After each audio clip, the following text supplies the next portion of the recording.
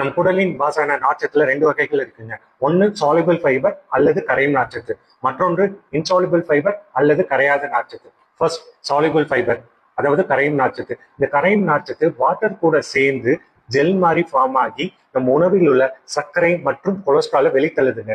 இதனால நம்ம ரத்தத்துல சர்க்கரை மற்றும் கொலஸ்ட்ரால் அளவு கூடாம கண்ட்ரோல் ஆகுதுங்க. இங்க கார்டு கொடுக்குறேன், அதுல என்னென்ன உணவுப் பொருட்கள்ல கரையும் நார்ச்சத்து இருக்கு அப்படிங்கறத தெரிஞ்சுக்கோங்க. இன்னொன்னு கரையாத நார்ச்சத்து. இந்த கரையாத நார்ச்சத்து அல்லது இன்சாலிபிள் ஃபைபர் பாத்தீங்கன்னா நம்மளோட குடலின் இயக்கத்தை தூண்டி அதனால மோஷன்ல பல்க் ஃபார்மேஷன் பண்ணுதுங்க. இதனால மலச்சிக்கல் வராம தவிர்க்கப்படுது. இந்த கார்டு தரேன், இதுல என்னென்ன உணவுப் பொருட்கள் கரையாத நார்ச்சத்து இருக்கு அப்படிங்கறத தெரிஞ்சுக்கோங்க.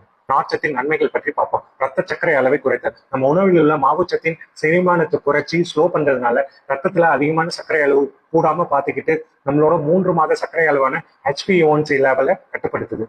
மற்றும் கொலஸ்ட்ரால் அளவை குறைத்தல், அதாவது நம்ம இறப்பை மற்றும் குடலில் உள்ள பைல் ஆக்சிஸ் மற்றும் கொலஸ்ட்ராலோட சேர்ந்து அதை வெளித்தள்ளுறதுனால நம்ம உணவில் உள்ள கெட்ட கொலஸ்ட்ராலான LDL, ட்ரைகிளிசரைட்ஸ் மற்றும் கொலஸ்ட்ரால் லெவலை குறைக்குதுங்க.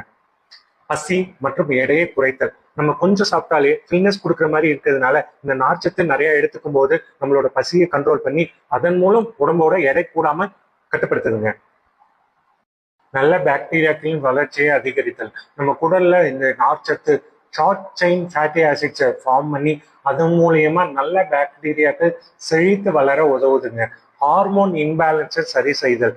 நம்ம உடம்புல உள்ள எக்ஸஸா உள்ள ஃபீமேல் ஹார்மோனான ஈஸ்ட்ரோஜனை வெளித்தள்ளுறதுனால PCODன்னு அழைக்கப்படுற நீர்க்கட்டி, PMS, ஃபைப்ராய்ட்ஸை கூட இந்த நார்ச்சத்தால கண்ட்ரோல் பண்ண முடியுங்க.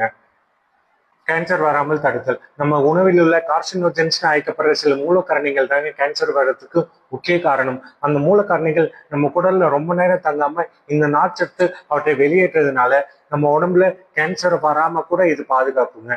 மற்றும் நோய் தடுப்பாற்றலை அதிகரித்தல். நம்ம குடல்ல ஷார்ட் செயின் ஃபேட்டி ஆசிட்ஸ் அப்படின்னு அழைக்கப்படுற கெமிக்கல்ஸ் ஃபார்ம் பண்ணி அது மூலியமா இந்த இன்ஃப்ளமேஷனை குறைச்சி அதனால நம்மளோட இம்யூனிட்டின்னு அழைக்கப்படுற நோய் தடுப்பாற்றலை இன்க்ரீஸ் பண்ணுதுங்க.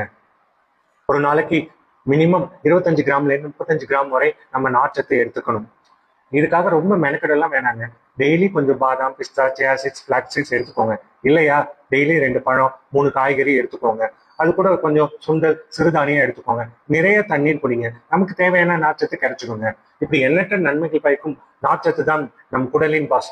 Thanks pass.